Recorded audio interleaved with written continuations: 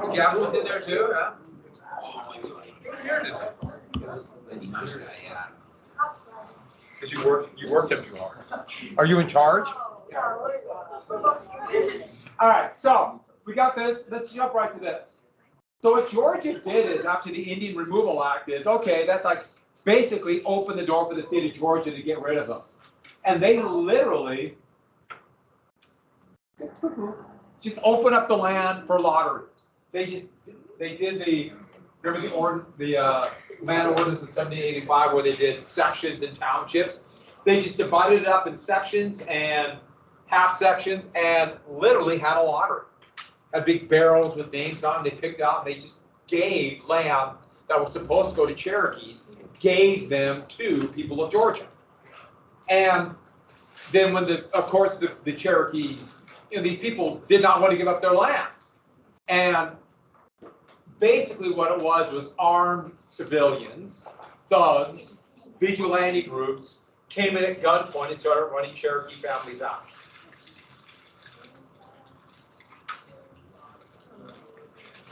Okay.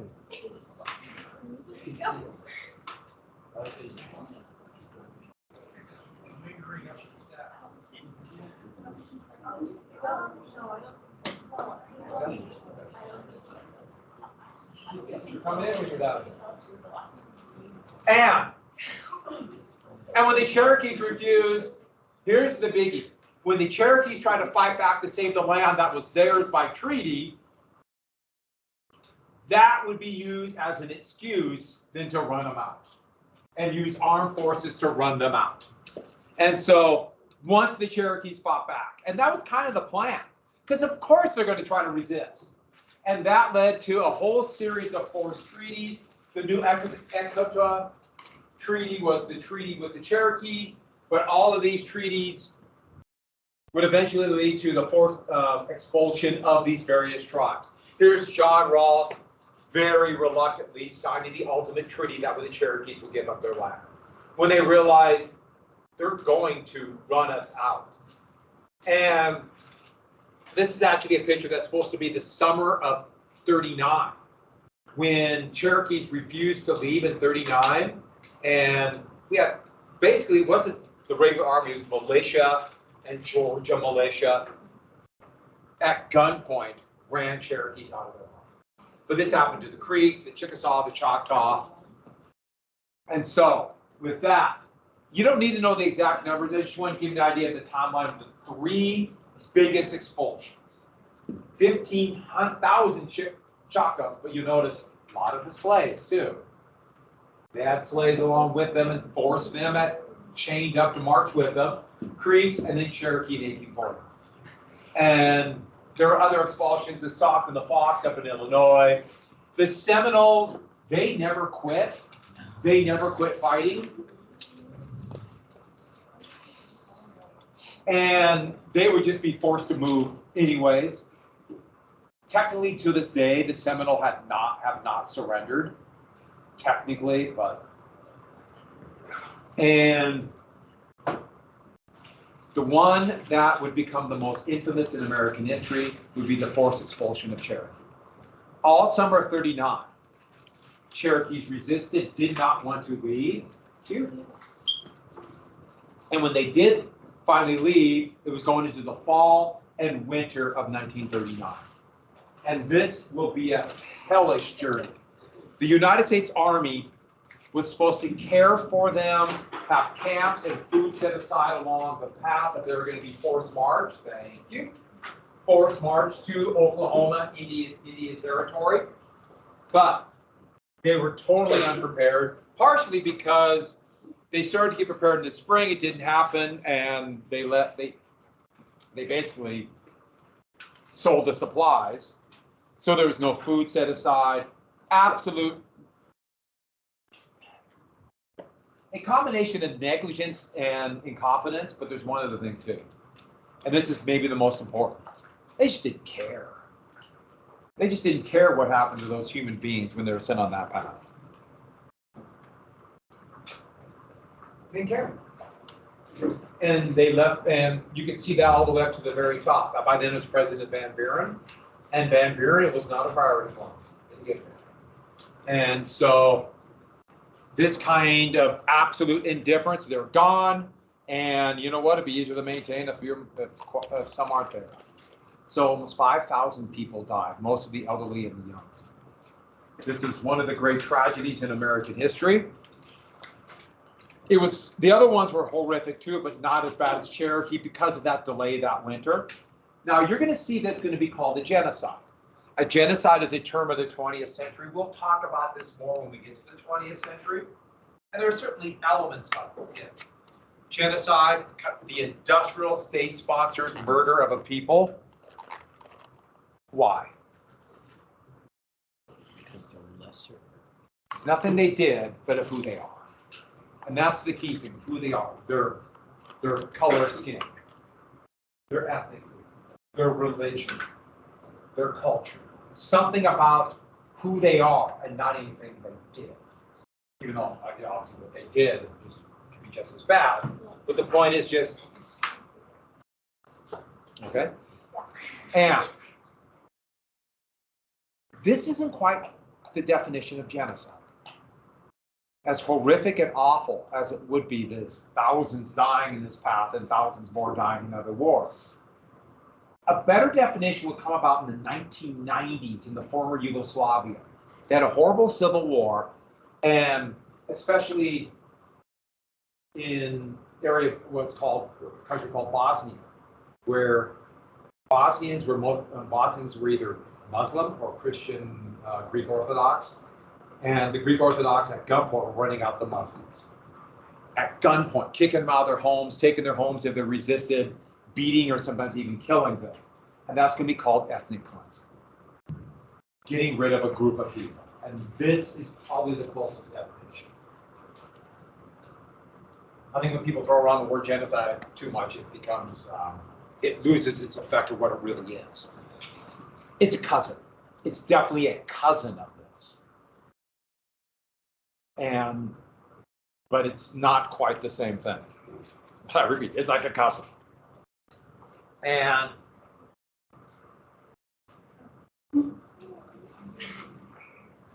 Jackson, this was not his plan per se, but he most certainly contributed to it, and it would be done more than anything else just out of pure negligence, didn't care. And so these are the various tribes, including the Sauk and the Fox and other tribes. All of this was going to be Indian territory, but when the United States wanted this land, they pushed them into Oklahoma. And then in the 1890s, the United States wanted Oklahoma, and they took that in the last big land rush. And there's a big fight to go get the land in Oklahoma. We'll come back to this later. And it's a race. You better get there sooner or later, or you lose out the land. So if you ever wonder why the Oklahoma is called the Sooner State, that's why, the stealing of that land. So while this is going on, in the White House itself, something called the Eaton malaria was going on. Peggy Eaton, or John Eaton was the Secretary of War, and he, a little bit more better off than Jackson's background, but old ally of Jackson, and he got married while Secretary of War in Washington, D.C., to a woman by the name of Peggy Eaton. Peggy Eaton was divorced, and to survive, she worked at a tavern. A tavern, outlaws might think of a bar, and yes, it served alcohol, but it also had food, a place to stay. It was a boarding house too. A tavern was, especially in the West, would be this kind of multi-purpose place for travelers or people to come stay or eat. And she worked there. Almost immediately, this became a conflict known as the Eaton malaria or the Petticoat Affair, and it was all class. Washington, D.C. was a small town. They all did social functions together. The more elite members of Jackson's cabinet, especially because they're the only people there, they immediately shunned the Eatons. They immediately shunned them, would not talk to them. Why? They're lower class. Look at that. Married a divorced woman. She worked in a tavern, and they began a whispering campaign because the woman works in a tavern. That implies that she was a prostitute. Now, she wasn't by any means, but That's what they said. Does this remind you of another thing that happened a little bit earlier? What was Jackson's wife's name? I heard someone say it. Rachel, yeah? Rachel. And it infuriated Jackson. Here is done, it was a engraving, then it turned into, they watercolored it, of a painting to show Peggy Eaton doing a risque dance because of her background in front of Jackson in his cabinet. Here she is doing, how do we know it's risque? You can see her ankles. I know, I was a little reluctant to show it, but I did show it. Now you can imagine how this infuriated Jackson, infuriated the Eatons, and it divided the cabinet in two.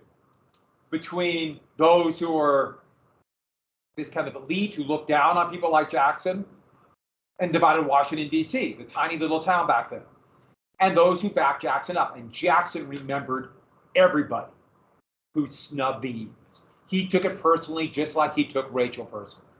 Nobody was more obvious about it than this pair. Here's a painting of them from that time. You know what that is?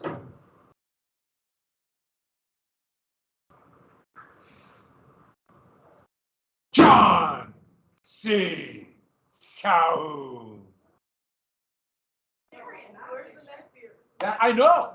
He has no neck hair there. That's Calhoun, the vice president, and his wife, Fluoride. Yes, his wife was named Fluoride. They refused to do anything with them. And Calhoun already despised Jackson, and Jackson returned the favor. Calhoun decided to switch presidents and become Jackson's vice president because he thought Jackson would protect plantation owners against democracy. He thought that whole democracy thing wasn't true. As it turned out, Jackson really did believe it. And so they had already come to almost to blows over this. They hated each other. And this would be the last straw, almost. There's another pitch. I know you're saying, no neck hair. I got you neck hair. You got neck hair. You happy now? So, like I said, I will give this as a chance for extra credit. If you dress up as Calhoun, I'll give you a few more options down the road. You have a little bit more in a month to start growing neck hair. I don't know how you do. You figure it out.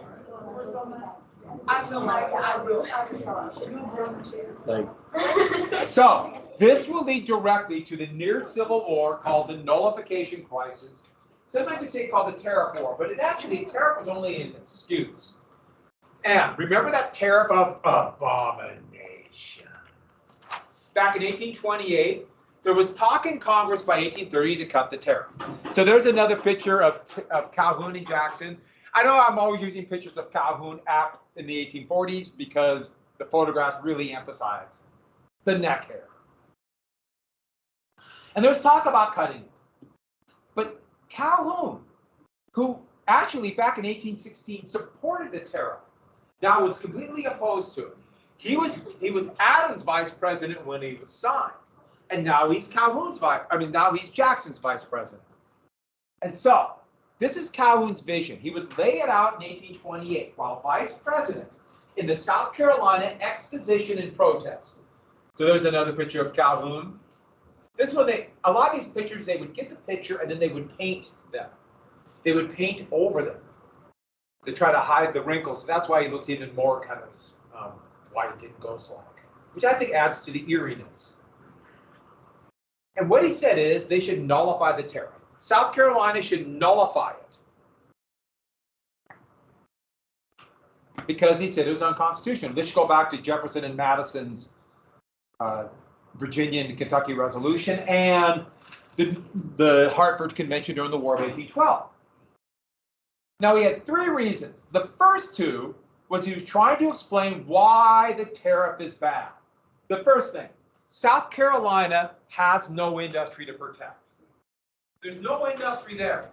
The South Carolina, the new industries in New England. And tariffs raise all prices. So if you have a tariff on textiles, and prices will go up. And not only will that not protect the South, but demand for cotton will go down because prices go up. Prices go up, people won't buy as much cloth. He called it the 40 bales rule. Next, if prices do go up in tariff, all prices go up, and all that money will go to the North. And as Calhoun said, either go to the North in higher prices for textiles or tax revenues, which then will go to the North from things like Henry Clay's American system. But here's the biggie. So he's trying to tell Southern states that tariff is wrong. The tariff is bad. We must get rid of it. But he wanted to find an issue that would unify the South, unify the Whigs and the Democrats together in one Southern pro-slavery party. And he's going to spend the rest of his life trying to unify the South to protect slavery. He doesn't want civil war, but he believes that civil war can only be averted if the South is unified.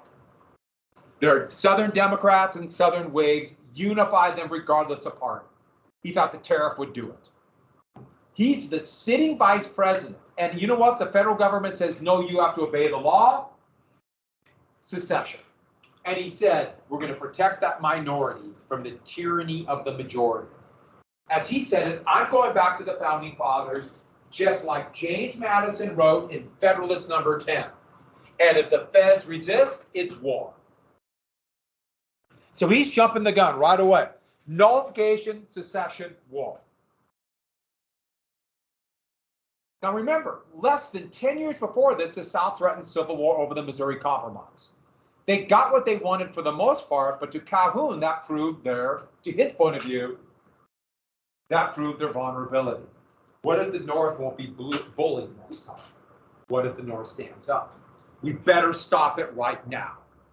We better stop it. So he wrote this as sitting vice president talking about civil war. That seems almost impossible to think about, but today it doesn't seem quite as impossible. And 1830. Don't write this down. We're going to jump right to this. In 1830, then, it came to a head in what's called the Jefferson Dinner. Don't worry about name. But talk of nullification and tariff was all coming about. The Jefferson Dinner was going to be this dinner about kind of glorifying Jeffersonian democracy. They thought they would get all the new Jacksonian Democrats together to go, we're going to look back to our founder, Jefferson, which is one of those weird foundations. Fighting for the common man and average persons to survive and have a better life with slavery. I know, there's lots of contradictions here. Well, they had all these leading Democrats, and Calhoun, who by then is already thinking about leaving the party. He hates the Democratic Party. He just thought they would protect plantations. There's talk of nullification and there's talk of secession all over. And those who wanted nullification were literally called the nullifiers. And Jackson knew there'd be nullifiers there, including the vice president who was sitting just across from him. Well, let's go here across from him. And so Jackson got up and they were talking about Jefferson, so he's expected to give a toast. He picked up his glass of champagne and gave a little toast about Jefferson and the founding fathers and what they created with the Declaration of Independence. And then he finished with, he said, our federal union stopped. And he put the glare that only Calhoun can give, probably the same glare he gave to Dickinson before he shot him in that duel. He went, you're going to be Calhoun. Sorry. He goes, our federal union, it must be preserved. It must be preserved. And just then held the glare. Calhoun is just, everybody's up. That's his own vice president. Calhoun got up and either he was shaking with anger or, as Jackson's defender said, fear. His champagne was shaking so much it was coming out of the glass, but he thought he had to counter. And he countered with the Union next to our liberty, the most dear. Implying our Union's great, but our liberty to have slaves is more important. And it showed the divide to everybody. It made the papers, it was huge, and less than 6 months after the Jefferson dinner, Calhoun resigned as vice president. Everyone got that? Calhoun resigned. The first ever vice president in American history to resign. One other vice president resigned. Anyone know?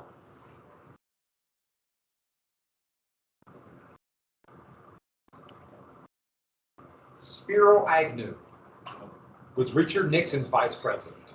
He resigned in 1973, a year before Nixon resigned. Totally unrelated issues. He was caught blatantly taking bribes as governor of Maryland. Literally paper bags full of money. He resigned. I would have figured he fit in perfectly with the Nixons. Okay, this cartoon makes no sense. There's the Jackson as a giraffe, there's Calhoun, there's Henry Clay, there's Daniel Webster. I don't know, mint drops like I do Wonder Candy. Here's Martin Van Buren. I don't know what's going on, but I like it. Yeah. Okay, today what happens is that the president appoints a vice president, and then it has to be confirmed by the Senate, and then until the next election. But back then, nobody. There's no vice president. So it goes third in line is the Speaker of the House. There's no one there to break the tie. It's the vice president's only real role is to break the tie of the Senate. So there's no one to break the tie. It could be a really big deal, but yeah. And then wait for the president to die. That's the other role. So Jackson immediately surrounded himself on loyal Democrats that would soon be dubbed the kitchen cabinet. Here's a cartoon mocking them.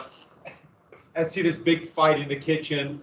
The kitchen is like behind the scenes, and there's Jackson looking on. But their big thing was loyalty. That's not necessarily bad, but loyalty, you can get yes sycophants who will do whatever you say. But the most important would be Martin Van Buren, who came from an incredibly humble background, just like Jackson. And he made sure that he befriended the Etons. He made sure Jackson knew.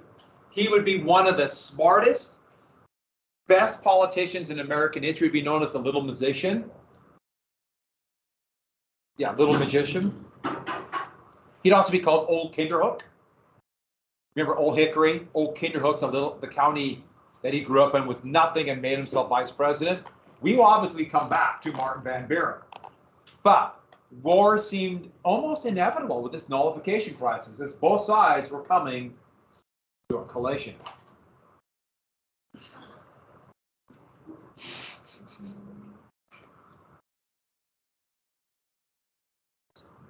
Yeah, man, that's pretty cool. Totally unplanned. We'll see one more time? Yeah. All right. You got it. That's really cool. That's in Utah. That is pretty amazing. The implosion just perfect. So let's get to the crisis then. The conflict said to be over the tariff, but I will be very clear. The conflict is about slavery with tariff as the tariff would be the excuse to have this fight over slavery. So in 1832, a tariff was passed.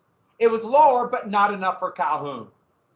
And Calhoun, who resigned and went back to South Carolina, was immediately sent back as senator from South Carolina. I mean, immediately he's back in D.C.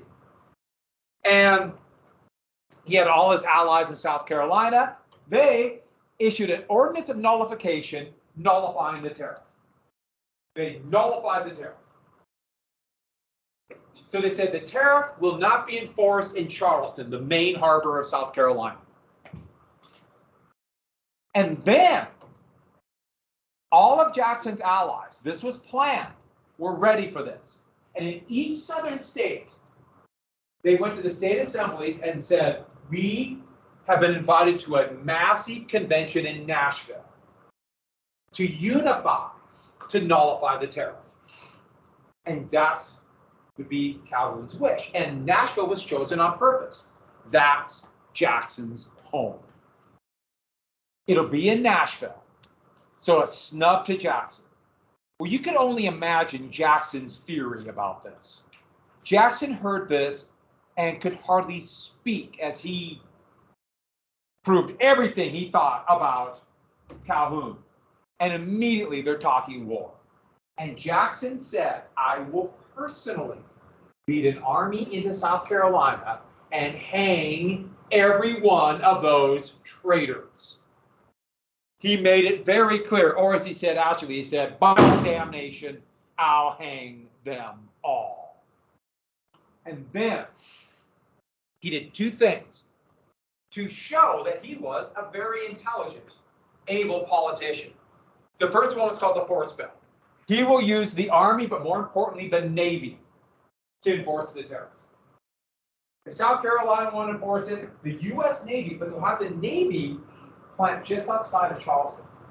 So they'll stop ships going into Charleston before they ever get to harbor to avoid a confrontation. That's smart. So we have force, but not an outright confrontation yet. And then behind the scenes, he worked on a compromise tariff to lower the tariff gradually over the next 10 years.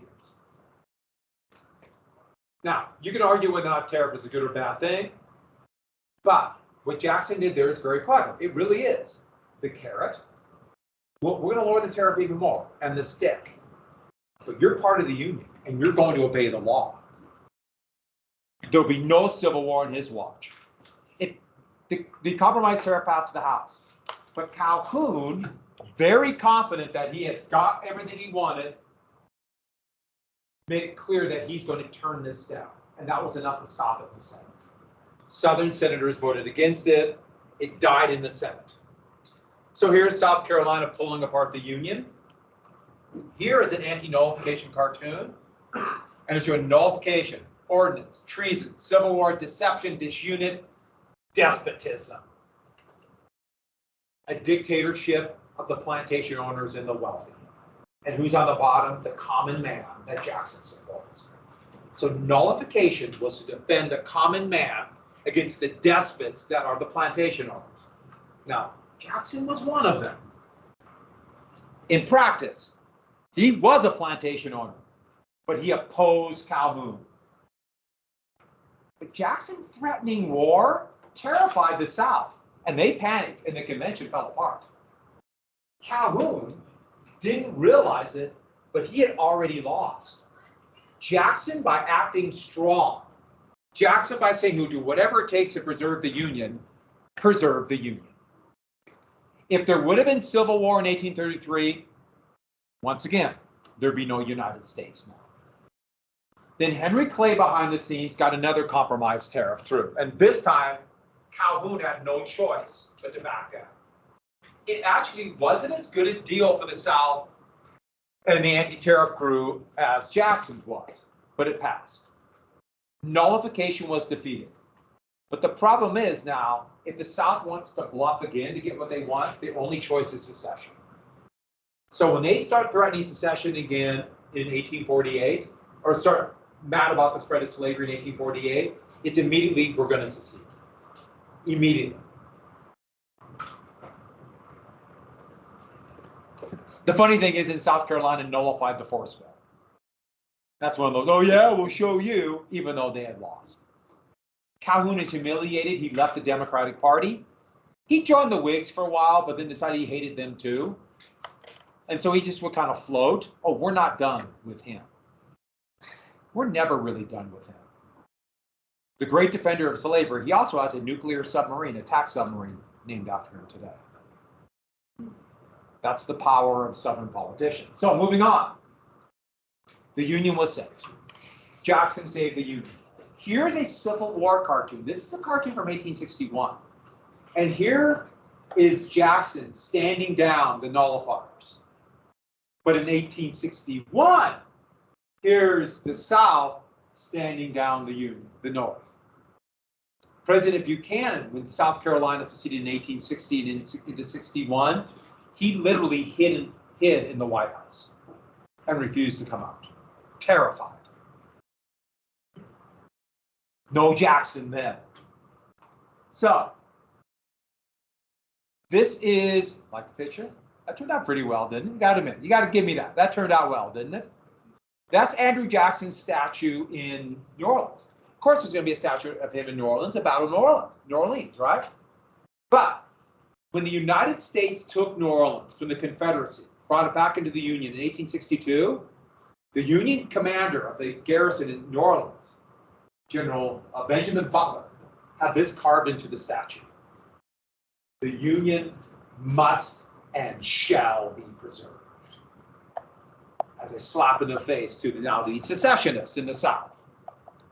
I think that's why I had to get that in there. I appreciate that immensely. And let's get right to the bank war. The bank war is the other big issue. And the bank war, the third one. And here's the big one to defend the common man.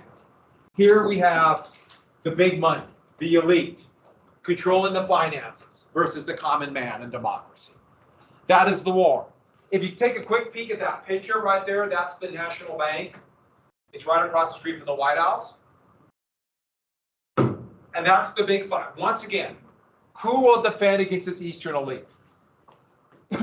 And as he saw it, it's the same kind of people that want to use up all the land.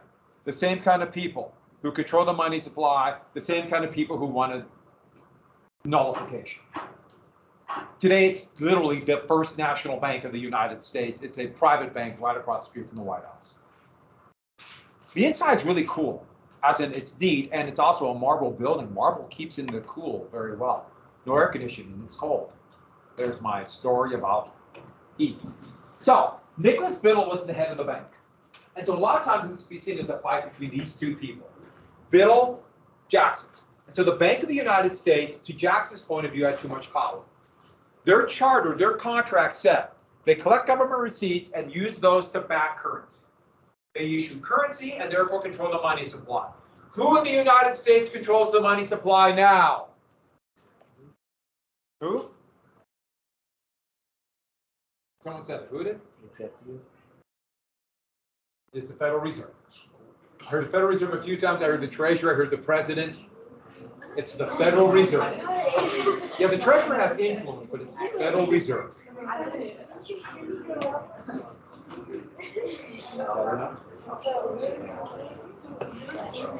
All right, so that money supply controls inflation or deflation. And here's the thing that infuriated them. They were not elected. The owners were stockholders. No accountability to the people. And they could control the money supply for their own personal profit. And this wasn't a business that most people were used to. It's a business owned by shareholders. The business itself is an entity, a thing called a corporation. And this is brand new.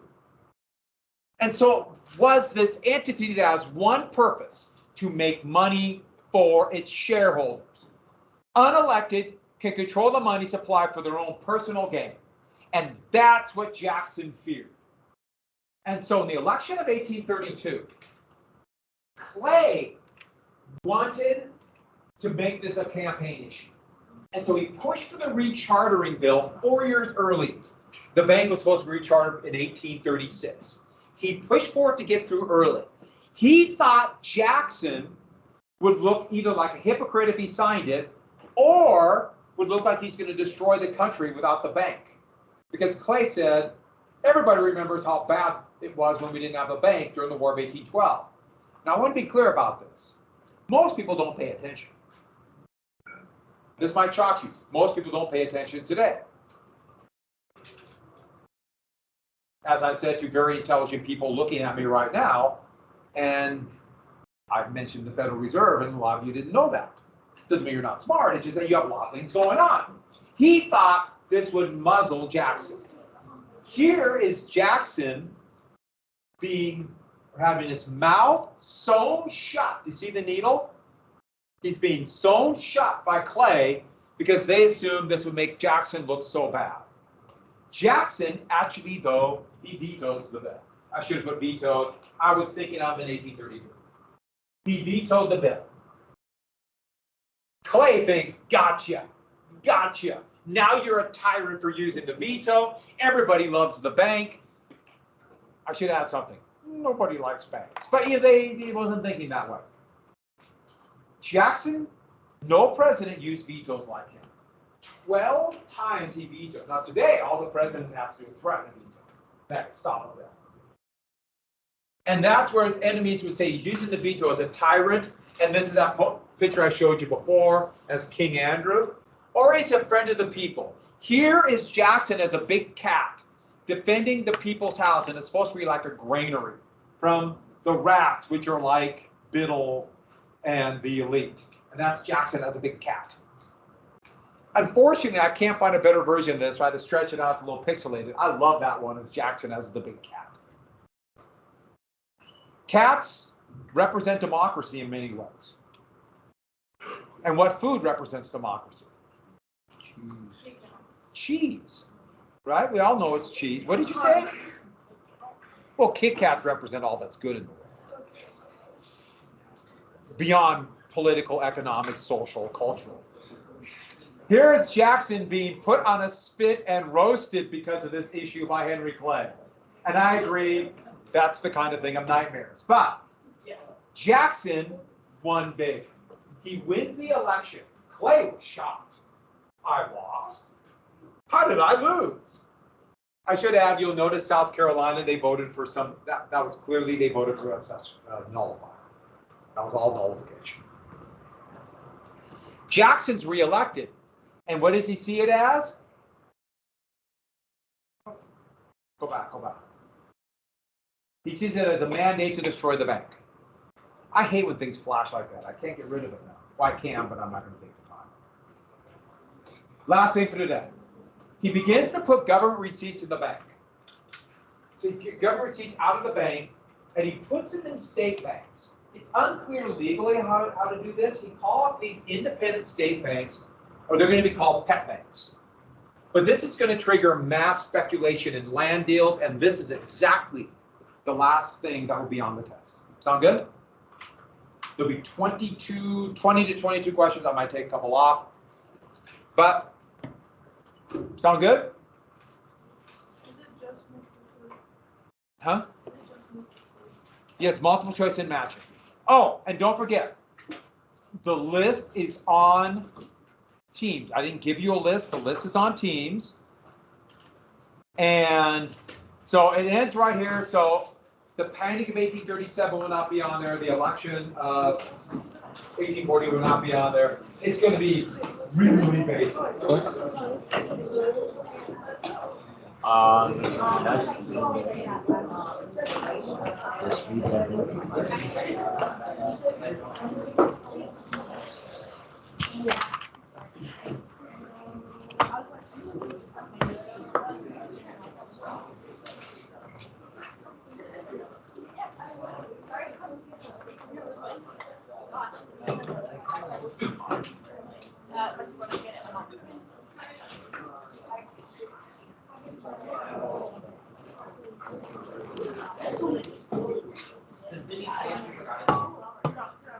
Yeah. See, we got pressure under our house. I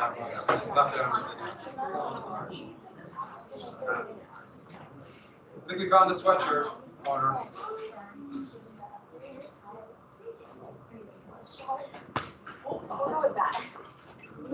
You tried it. No one remembers. I was watching the video from Thursday. Yeah. And you guys are being mean to me.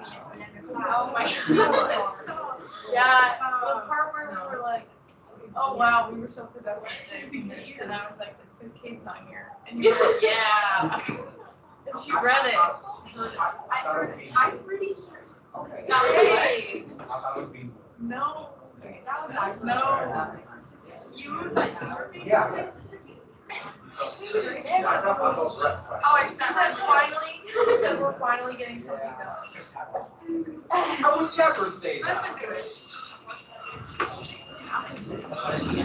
Because I didn't want to say that, like, you know. I said her video of it like playing, I go, and I was like, oh wait, I've been caught red-handed. Sorry about that, Kate. I didn't mean anything back. It was peer pressure. It was not peer pressure, peers. He pressured me. Yeah. I know, I thought it was And it's gonna be pressure. really. I didn't mean anything.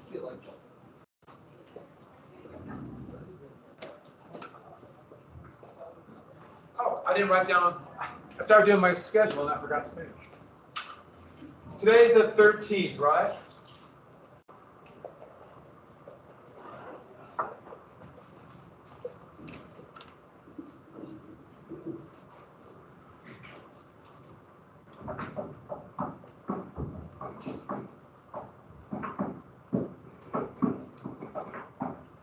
Do we have the quiz today or is that tomorrow? Tomorrow. Tomorrow.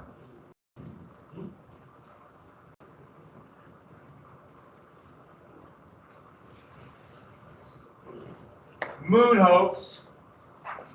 Oh, we're doing moon landing today? It's special topic, yeah. We're gonna watch Mythbusters. Can I take the quiz before you guys did on Friday? Yeah. Okay. I was almost said it, so now what if you get for So I just take it out there. and then- Yeah. I just want to Read put my it in presence.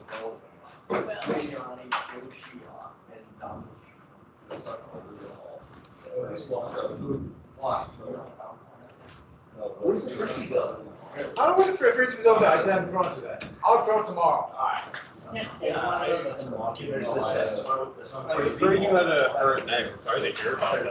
My neck is really bugging me. Yesterday it was really bad. Today it's better. Yeah.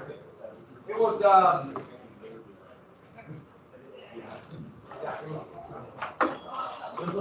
there we go. You just plug in notes. I'll be back.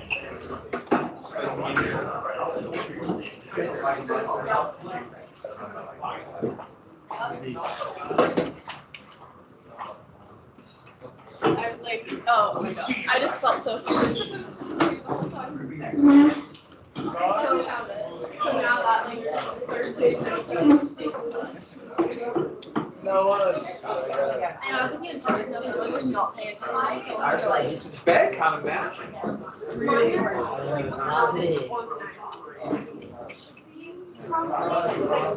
I stopped like section 20. there. Okay, I'll watch the video too. Yeah, See if we'll there's do it right like now. a- Run on the hall. Leave my presence. Like what's the last? No. Or you can leave. Yeah. All right, so good news followed by more gooder news. We have a quiz tomorrow. Or as I call it, the quizzy test. I know other people have names. I'm calling it that because it's not really a quiz. It's not really a test. It's not a quest. No.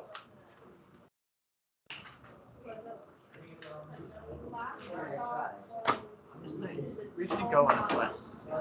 We should. An adventure.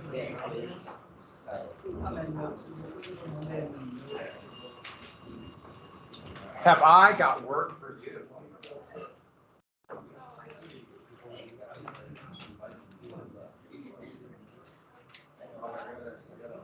How many pages?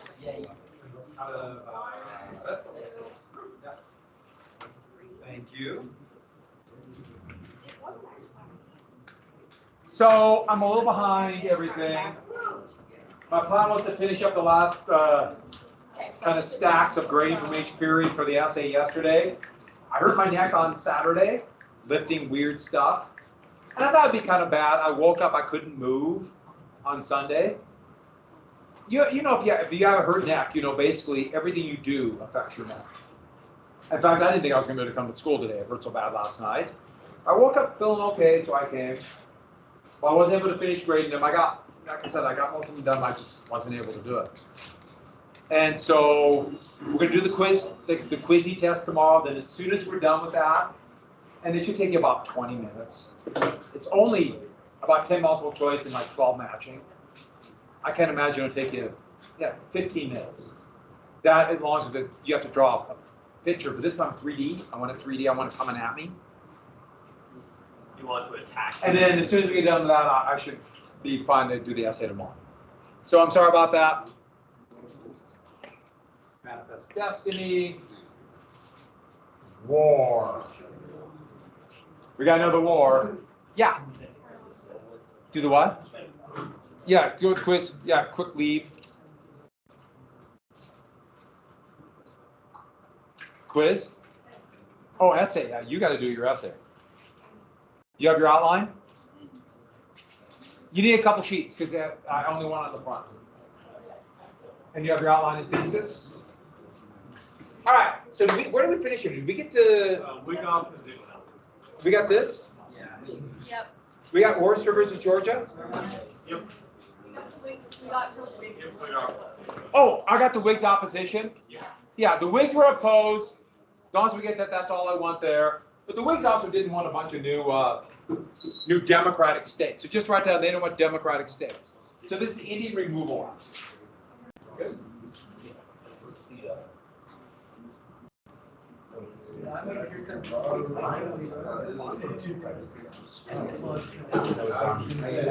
Oh, you got to wait on that one. I'm not quite ready to do it. Okay. I will, but I have to jump. Yeah. I'll remind you again tomorrow. Yeah, just remind me. I can find that copy. No, I get it. I probably would have been That's something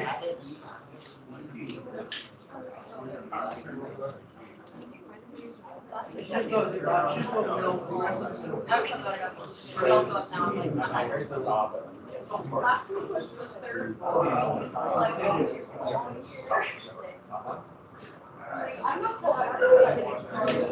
used to this. So, we got the John Ross, we got Indian Removal Act, and remember this was to open up land for the common man. So let's get to what happened here. Once this bill passed, Georgia, on their own, just started giving the land away. They started dividing up the sections into little pieces, and literally, they had all these people in Georgia put their names into a barrel, and they literally pulled them out, and you would get this piece of land. This land that was Cherokee land forever, and Georgia just started giving it away, saying it's in the state. I mean, this is a blatant theft. And here is one of the deeds. If you won the lottery, you got this big hunk of land. It's kind of mind-boggling. And then, of course, the Cherokees resisted, and armed groups of civilians would try to run them out of their homes, burn down their homes, force them out at gunpoint. When the Cherokees resisted, Georgia sent in the militia to protect The common man? the people from Georgia, yes, and not the Cherokee, yeah. How big were the plots? They went everywhere from a section, which is a 1 by 1 mile square, that's a huge piece of land, to a quarter section, 160 acres. So it just depended on there are actually 4 different lots. The first ones were bigger. How much was it to put you water? All you had to do is be a citizen of Georgia. Oh, you're. And you got to steal this land. I mean, it's kind of, and they set it up for the Cherokees to resist. Everyone get that point? They wanted the Cherokees to resist, then they could use that as an excuse to send in the militia to put down the Cherokee. Yeah. But they were basically giving up the land for free? Yes. Wow, okay. But they're giving somebody else's land for free. And once that happened, that would allow for forced expulsions, and pretty soon all the major tribes would be forced to sign a treaty. The Cherokee would eventually sign the Treaty of Ecota. Here is John Ross signing it, where they would give up their land. Now, they would resist for another 4 years, but they're going to be forcibly removed. This is Georgia militia. It's a little stylized, but yes, at gunpoint. And if they resisted, they would shoot, and a number of Cherokees would be hanged for resisting. This is kind of shocking how blatant it was, just stealing land. These are the same people that want down with tyrants. That one what? Down with tyrants? Yeah. They're the same people. Same exact people worried about despotism.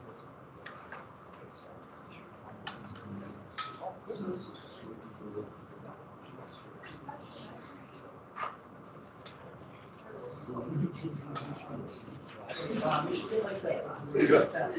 All right, so with that, so there's going to be the 3 biggest tribes who will be removed: the Choctaws, the Creeks, and the Cherokees. You don't need to know exact number. I just wanted to give you an idea how extensive this movement was.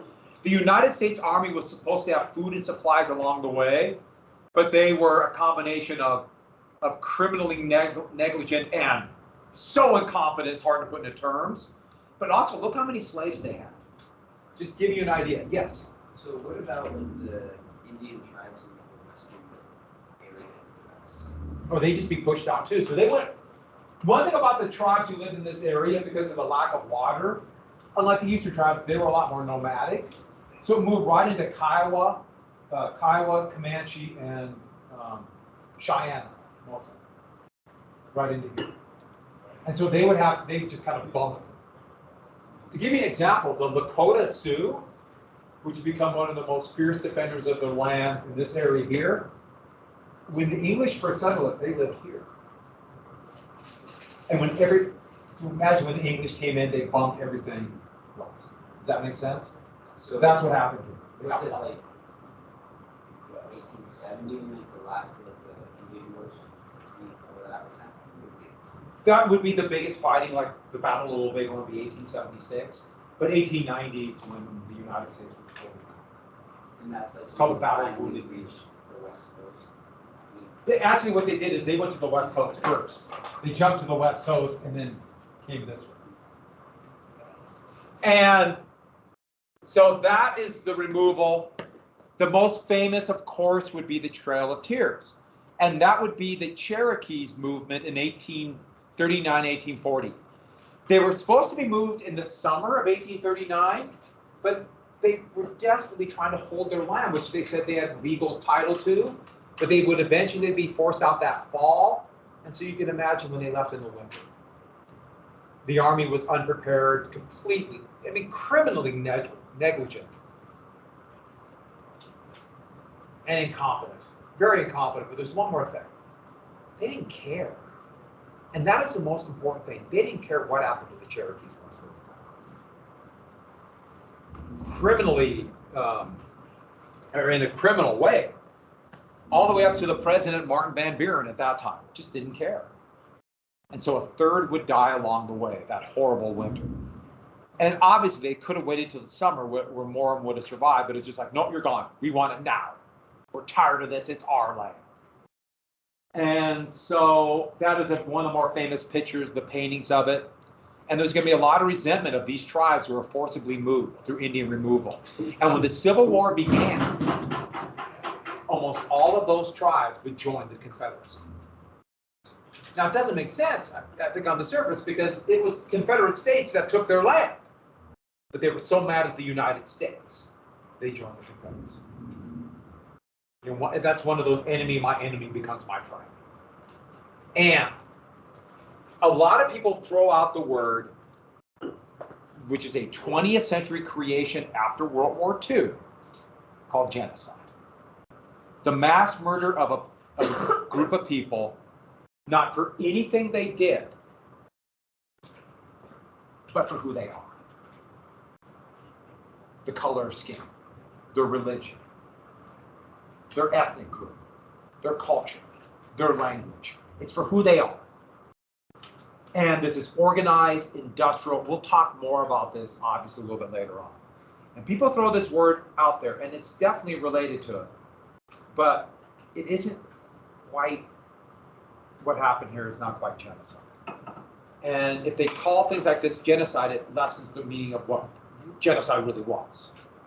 So we've got to be careful about using words like this. But in the 1990s, in the former Yugoslavia, there was a horrible civil war. And in it, armed gangs of militia, but organized by the state, the country today is called Serbia. They went through at gunpoint, moved people out of their homes, sometimes murdering them, destroying everything they had, forcing them out. These were mostly Christian Serbs forcing out Muslim Bosnians. And this has the name, they would give it the name in the 1990s, ethnic cleansing. It's a cousin, it's a close cousin of the horrors of genocide, but it's a different kind of horror. Where yes, it's going to lead to huge pain and suffering and death amongst those moved, but it's different. I'm not, and once again, I would argue different forms of evil, but it's different. This is more like ethnic cleansing. So it's not genocide, it's not. On the true definition. But I'm going to be very clear, they are very much related to each other. very much related. I'm always worried when I hear people throw out the word genocide for every catastrophe. And it's just like, no, we don't want, then that diminishes it. We have to really say what it is. But they have very similar effects without a doubt. And so there's going to be a reason why a lot of American Indians will look at Andrew Jackson as the devil. And I can certainly understand that. But also, Jackson was carrying out the policy that virtually every other president before and after that are going to have. And so we have to understand the whole big picture. And those are originally Indian territory was going to be all the way down this line from Nebraska down to what is Oklahoma. But eventually when the United States wanted this land, they pushed it into this area. You can see ethnic cleansing because eventually after the Civil War, they'll start giving a name for it, reservations, forcing them into them. And did that just do a little box thing? Oh my God. Why is it doing this? It's different every time.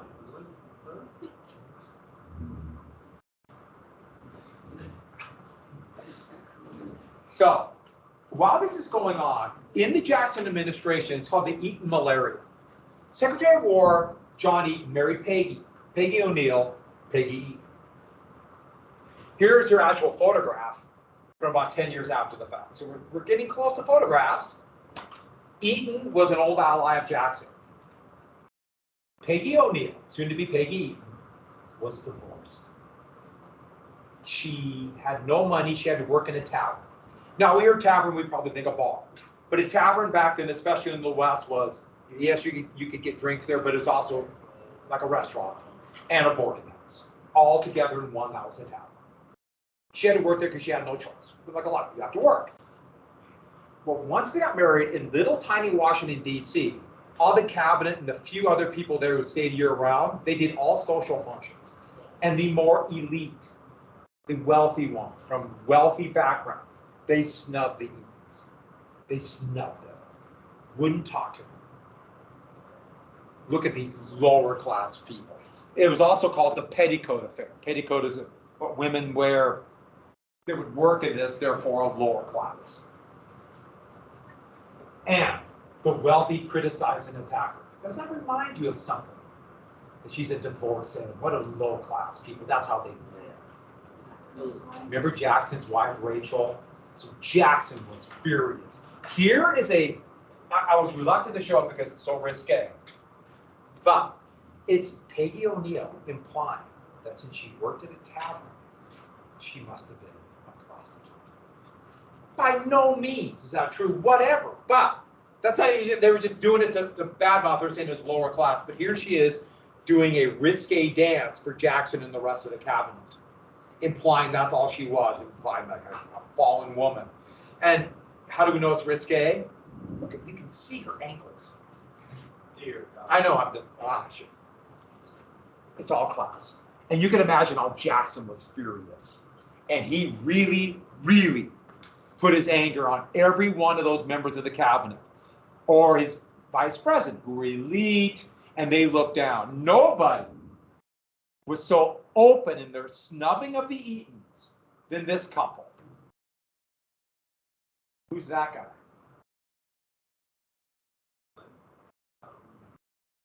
John C. Calhoun. And his wife, Flora. Yes, his wife's name was Flora. That's not him. He doesn't have the neck beard. He's younger then. He's younger. Not him. So, okay, you want neck hair? Good. I got you a picture of neck hair. You happy now? There. When this, like I said, this will be extra credit. If you dress up like him, I'll give you a couple of choices, but you have a month to grow neck hair. Yes. Quick. And so Calhoun and Jackson despised each other. They hated each other. It was pure politics where Calhoun thought Jackson would support the big plantation owners. As it turned out, Jackson, who was, yes, he was pro-slavery, but he hated the plantation owners. He hated people who inherited wealth and did not earn it. He despised this inherited aristocracy. hated them. So he hated Calhoun, who was born wealthy. And so that is going to lead directly into the nullification crisis, or the tariff war. Now, the tariff is just the excuse. The whole thing was on the edge of civil war. So once again, I use another photograph of Calhoun so you can see your neck hair so you don't complain. Yes. Remember the tariff of abominations. Well, that was that massive increase in 28. Well, by 1830, they're already talking about cutting the tariff. Everybody, even those who wanted the tariff, thought it was way too high. Jackson wanted a lower tariff. But Calhoun, who back in 1816, he actually supported the tariff, had totally changed. And while he was vice president for Adams, he saw the tariff as a tool to use for something more sinister. His vision was this. He wrote it out in the 1828 South Carolina Exposition. He wrote it anonymously. And what he said is, the South should nullify the tariff, not obey the tariff, because they claim it's unconstitutional because the states don't want it. This is his argument. That's shaky logic, but doesn't care. And basically what he's saying is, remember Jefferson and Madison talked nullification in the Virginia and Kentucky resolutions. And the Hartford Convention talked nullification, so he's just piggybacking on them. And what he said is the tariff has two big reasons why we're opposed to it. The South has no industry. And so if you have a tariff that will drop the demand for cotton because they won't sell as much cloth and therefore hurt the Southern economy. He had a name for it, he called it the 40 bales rule. The South. So the South has no industry to protect, so it's only protecting the North. Therefore, tariffs raise all prices. It's just the nature of a tariff. And that money will go to the North because that's where the industry is. So the money will be sucked out of the South and go to the North. They should remind you of all the way back to the Assumption Bill and the whiskey tax. It's the same argument. But here's the biggie. The tariff is just a tool to get what Calhoun really wants. He wants to find that issue that will unify the South.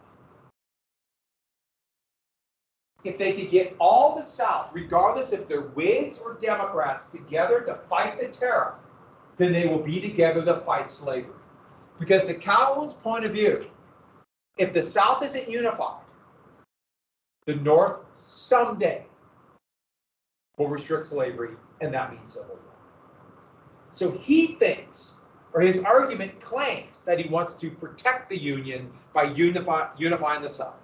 And he's also looking at the numbers. More people are going north, we have to unify. That's his plan. So the tariff, and it's called the tariff war, but the big issue is slavery. Yeah.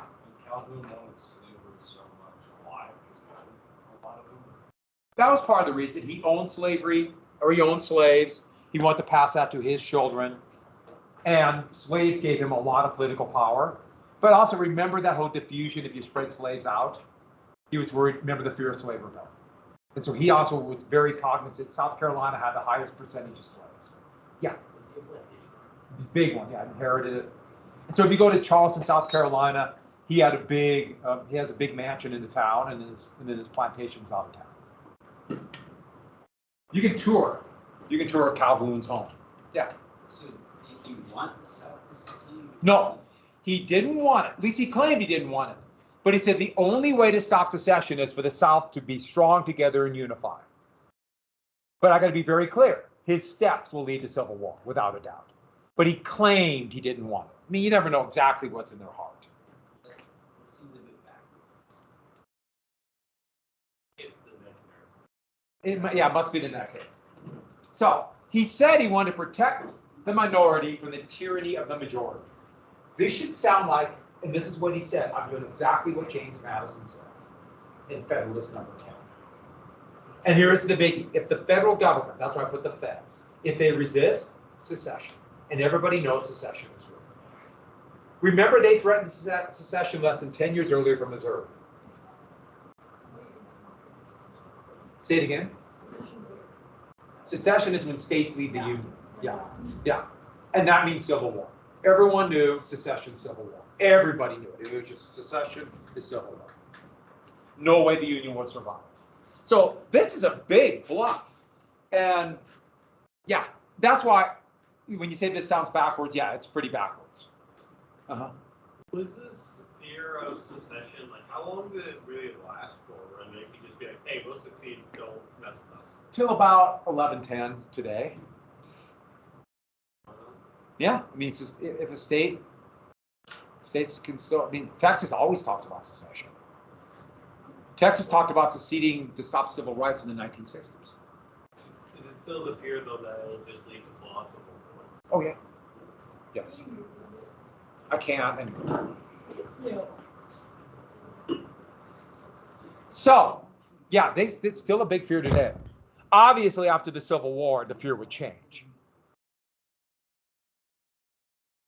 And so, remember, if they call the tariff war, but it's about unifying the South. And for the rest of his life, he's going to try to unify the South to protect slavery. So we're not done with this horrible man. Ever. And so let's not worry about 1830. We're going to jump right here. Don't worry about Hayne here. Just skip Hayne. So I got to jump ahead. So in 1830, Democrats decide to have what's called the Jefferson Dinner to honor Thomas Jefferson on his birthday. And then for years, Democrats would have the Jefferson-Jackson Dinner. That would start to go away. That whole slavery issue kind of got in the way. But those who wanted nullification, don't worry about Hayne. I've decided not to tell you about him. Nullifiers, like Calhoun, they call them nullifiers. We're going to be at this dinner. And Jackson knew it. So they were giving speeches about Jackson. And here's a cartoon about this era, and I have no idea what's going on. I've been trying to figure this out. It's like they're in a swamp. There's Jackson as a giraffe. There's Calhoun. There's Henry Clay. I don't know what he's doing with, yeah. That's Martin Van Buren. So moving on. I just thought the cartoon was funny. Jackson, knowing that nullifiers who are going to threaten the Union were at this dinner. All these people had to give little speeches. He got up to give a little speech and give a toast. And he picked up his champagne, talked a little bit about the founding fathers and Jefferson, your generic toast. And then looking at Calhoun, who was sitting across the table, and they despised each other. He went to Calhoun, and he said, he said, our federal union, and then he found Calhoun and glared and said, it must be preserved. And everyone's like, ooh. Kind of holding their champagne glasses up, and he's just glaring at Calhoun, and Calhoun's glaring back. And that became very open. And then they kind of did a toast, and then Calhoun felt he had no choice. And he got up and finished his toast. And the story was, his glass was shaking so much that champagne was coming out of it, either out of fury or, as Jackson's people said, fear. He's like this, he said, our liberty next to our union, the most dear. Meaning the union is important, but not as important as our liberty, implying civil war. The liberty to have slaves, right? Less than 6 months after the Jefferson dinner, Calhoun became the first vice president to resign. Everyone got that? Calhoun resigned. Anybody know the second and the last vice president to resign? It's Spiro Agnew. That's Richard Nixon's. Richard Nixon's vice president resigned in 1973. Who names their kid then? Huh? Who names their kid then? That's weird. It's a Greek name. Greek immigrants. So, the kitchen cabinet. All right, so the kitchen cabinet. Jackson soon began to surround himself with these informal advisors. And a lot of them, there were some intelligent and not, but they were loyal. There were people he trusted. And one of the big things it would be on nullification, the bank, which we'll get to in a second, of course, the malaria. Here is a cartoon mocking them as a bunch of uncouth mobsters fighting in the back room of the kitchen while Jackson looks in. The kitchen's in the back. So that's why it's kind of informal. But Martin Van Buren would become the most important one, eventually Jackson's vice president. Van Buren was a very intelligent, very good politician from New York called the Little Magician. And he came from very humble backgrounds like Jackson. He picked the side and he picked Eaton during the malaria, and Jackson trusted him. There's Van Buren. Van Buren was from a background almost as humble as Jackson. He was known as Old Kinderhook for the county he came from, like one of us, Old Hickory, Old Kinderhook. Very interesting politician. His opponents will call him wily and mendacious, tricky, dangerous. But his supporters said there are few better politicians. I think it's a combination of the two. And so all we know is this: destruction is coming, and that can only mean one thing.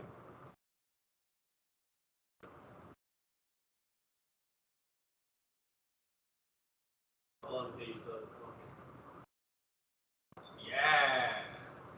You got to admit, that's pretty impressive, right? A fight is coming over the tariff. Want to see one more time? This was in Utah. Is that the Jackson district should have gone, but they started just fighting each other? Huh? This was an old aluminum mill in Utah, and they had the tall smokestacks. Basically, they thought they could get into the air faster.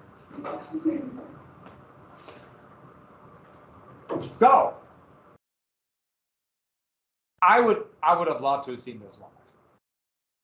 I guess about 1,000 people came. And if you want, you could sit underneath it and have a follow. No. This is what we skipped. All right, so the conflict would explode then in 32 and 33, an election year. This is a big year. So 1832, a tariff would eventually be signed. It would lower the tariff, but not enough for Calhoun. Calhoun wouldn't have cared to drop the tariff to 0. Now, he had decided that he wanted the confrontation now. He went back to South Carolina and was immediately elected and sent back to the Senate. Immediately. And once this tariff passed, Calhoun's allies in South Carolina issued the Ordinance of Nullification. Ordinance of Nullification, nullifying the tariff. So the tariff will not be enforced in the main harbor of Charleston. So they will not allow the federal tax collector, called customs agents, collect the tariff. And then his representatives, allies all over the South, went to state assemblies and invited them to a national convention where they would all unify against the tariff. But remember, it's unifying to protect slavery. Nashville is important because that's Jackson's hometown. You can imagine how Jackson felt about this. He went nuts because immediately nullification implied the chance for war. And Jackson made it very clear, I will personally lead the army down to the South and end the treason. Or as he said, by all damnation, I'll hang them all. And he made it very clear. And Andrew Jackson, he meant it. So Jackson did two very intelligent things. His allies in Congress proposed a force bill. They'll use the Army, but more importantly, the Navy to enforce laws. South Carolina will not be allowed to pull apart the Union. The Navy will stop ships before they get to the harbor and collect the tariff there. So they won't have the direct confrontation in Charleston. Isn't that smart? He'll use force, but avoid the confrontation. And then behind the scenes, he worked on a compromise tariff called, I got tired and went like all compromise. A compromise tariff, reducing the tariff over the next 8 years. And so he would avoid the war. So Jackson came out with a carrot and stick. Carrot, compromise tariff, stick, the force bill. And said it, made it very clear, I will personally lead the military. But Calhoun thought he had won. He was overconfident. And I don't know why, I'm using that present sense like I was around in 1833. That was 1833. But he turned it down, and it died in the Senate. He thought he had won. But Jackson terrified the rest of the South when Jackson's talking Civil War and they're like, yeah, he means it. And the convention fell apart. It failed miserably. Jackson won. Henry Clay, behind the scenes, worked on another, actually wasn't quite as good for the South, or the anti-tariff people, compromise tariff, and that passed. And that would further cement Henry Clay's great compromiser name. A great victory against nullification.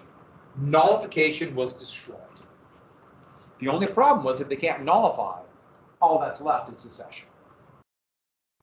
And so 15 years later, when the fight will be about land the United States got from Mexico, the South will immediately threaten the Civil War through secession. No step through nullification.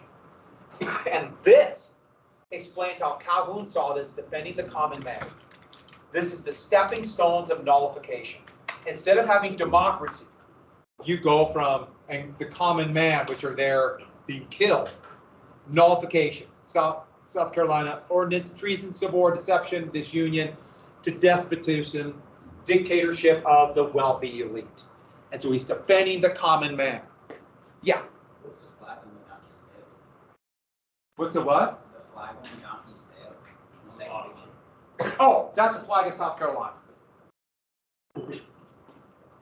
And the Union was saved. If there would have been Civil War then, the South would have won again. And there's one more thing, 1861, everything was different. Here's a cartoon, this is a political cartoon from 1861. And it's showing Jackson standing down the nullifiers in Calhoun, saving the Union. Yet in 1861, when South Carolina seceded, the President Buchanan, literally hid in the White House and did nothing. So here's the South standing down the United States. We didn't have Jackson. And that really did make a difference. Because by the time Lincoln actually became president, the war, it was already war. That must have been something. You finally become president, you finally get what you want, and what do you get? Civil War. So there's my picture. Is that a good picture? You gotta admit, that's pretty good, right? Isn't that a pretty good picture? That's Jackson in Jackson Square, New Orleans. Obviously, there'd be a statue of Jackson in New Orleans, a Battle of New Orleans. Makes sense. This was put up in the 1840s. When the United States took New Orleans from the Confederacy in 1862, brought it back into the Union, the commander of U.S. forces there had this chiseled into the statue as a slap into the face to the South and secessionists. It's a quote from Jackson: "The Union must and shall be preserved." And that's put in the heart of the Deep South, heart of the Confederacy. I kind of like that one. Pretty good picture. That one turned out really well. I'm kind of proud of that one. I won't show you the other pictures that don't turn out. I know you find that hard to believe there would be a picture. I would take that. So, last one very quickly, the bank war. And the bank war was Jackson's view, the big money, the Eastern elite, those who did everything from trying to stop the democracy to nullification. He saw them all together versus the common man and democracy. That's the way he looked at that. I'm defending the common man against the moneyed elite who use their powers to take over the government, the money, the economy for their own personal gain. These columns you might recognize. I've showed you this picture before, another version of it. That's the Bank of the United States. It's right across the street from the White House. Now it's the private bank, the First National Bank. And Nicholas Biddle was the head of the bank. There's Jackson. A lot of people see this as a fight between these two people. That obviously simplifies it. Jackson had a lot of allies. Nobody likes the person they owe money to. The Bank of the United States, Jackson said, had too much power. They had a contract, a charter, where they printed the money. They controlled the money supply. And that gave them immense power of inflation and deflation. Who controls the money supply in America today? I've told you this once before. The Federal Reserve. It's a obviously different, but it's a bank. It's a national bank too. They call it now a central bank. And who owns it? They're not elected. They're stockholders. And they can actually manipulate the entire economy of the United States for their own profit. But it's not one person Biddle does not own the bank. He just runs it for stockholders. It's a corporation. Corporation is not a person. A corporation is an entity. And this entity has one purpose: money for them. At the turn of the century, they would come up with a name for Biddle. Anybody know what they would call Biddle today? Have you ever heard of the CEO? It's not the owner of a corporation. It's somebody picked by the biggest stockholders to run it. So, this is the war. In 1832, we have an election. While nullification is going on, Henry Clay thinks this is my chance to win. He is back in the Senate. And he pushed a rechartering bill. A bill to recharter. 4 years before it was actually due. Why? He wanted it as an election issue. He thought Jackson would be hurt if he signed it, because he looks like he's a hypocrite because he doesn't want the bank. If he vetoes it, everybody wants the bank, because remember how bad it was during the War of 1812 when they didn't have a bank. His whole thought was he would muzzle the Jackson campaign during the election. So here is Henry Clay sewing Jackson's mouth shut. You see the needle and the thread? He's literally, oh yeah, that's a gruesome cartoon. Oh, I got even more gruesome. And that will shut him out. In fact, he said the symptoms of a locked jaw. And you know what Jackson did? Jackson despised the bank because he saw its concentrated power. He didn't really think the implications of it, but he vetoed it. Now I'm back where I'm in 1832 again.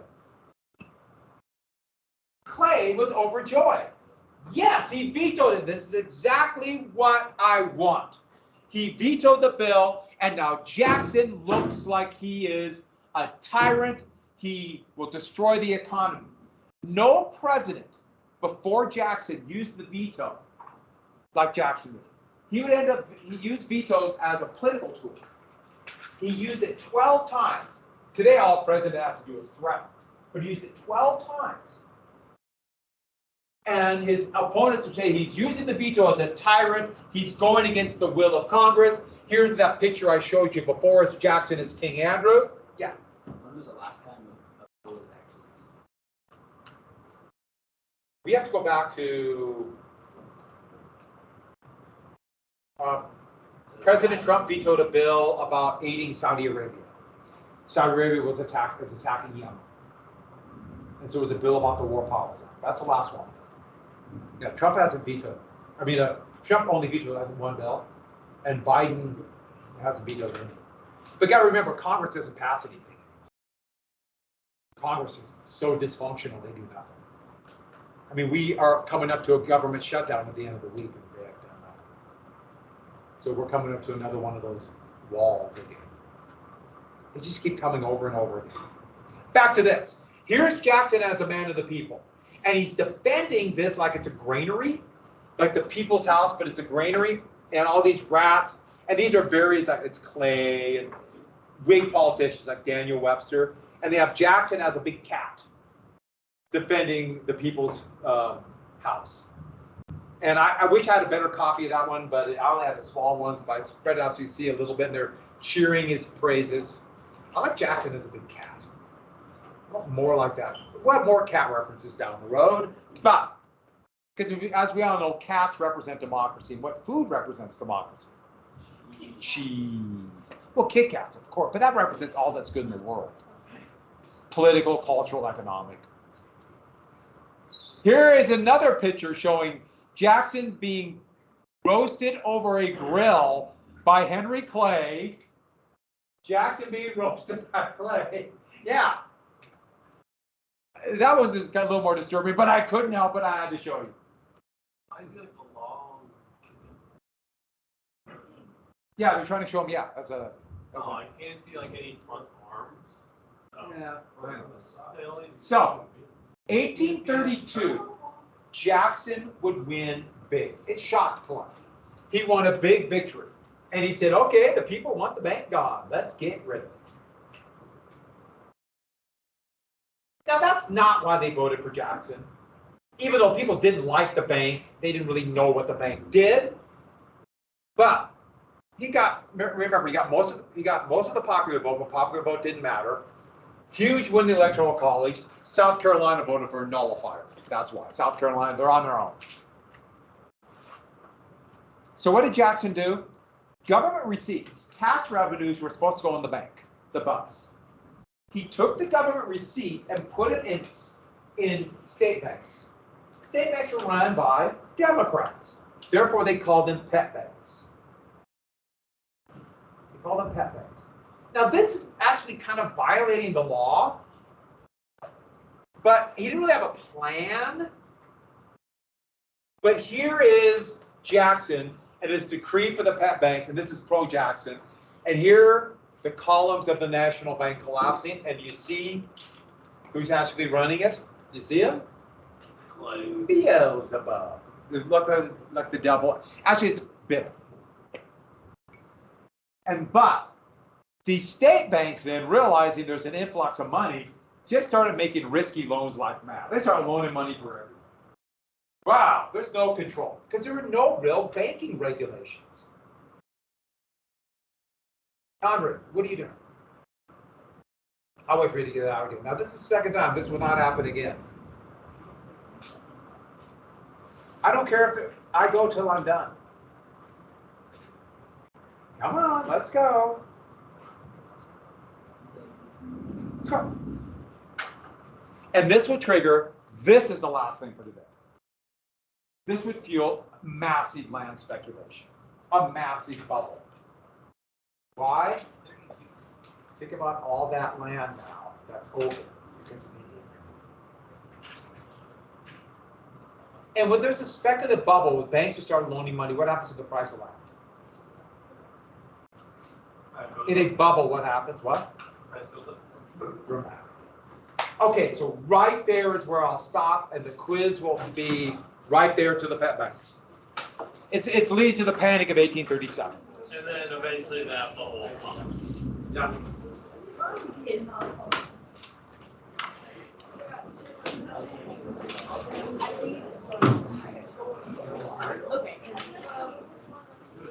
No.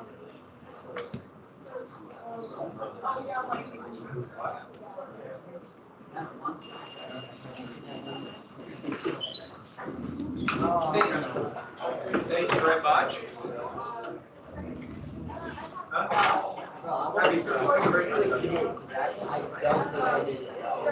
Okay, third, okay. Well, I know, Yeah. I know I messed with you on. Quick, get it done now. Obviously, probably. Thursday and Friday, just. No, there's. Yeah, we're gonna be. there's one where it's We like- might watch a video on Friday. I'm not sure. I had to figure it out. But yeah, Thursday will be the next one. The events happen fast now. Yeah. I watched the video. If you Goodbye, everybody.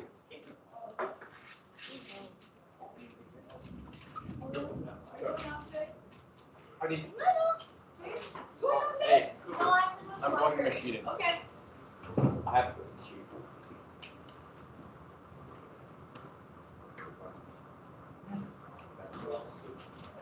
Yeah, you're not. I think it's one of the last. Is that okay? Yeah, you were gone after third, weren't you? Or after second? Yeah. Yeah, just remind me.